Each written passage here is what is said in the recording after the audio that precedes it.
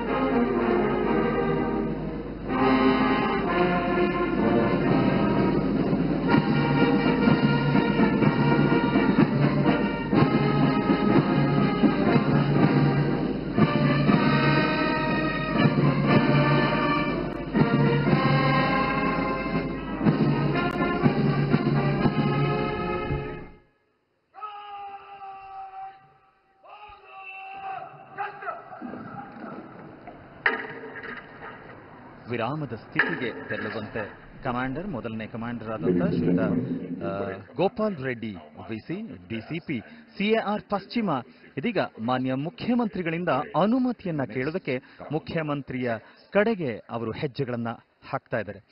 ಶ್ರೀಯುತ Gopal Reddy VC DCP CAR ಪಶ್ಚಿಮ ಹಲವು ರೀತಿಯ ಸಾಧನೆ ಇಲಾಖೆಯ ಮೂಲಕ ಮಾಡಿಕೊಂಡು ಬಂದಿದ್ದಾರೆ.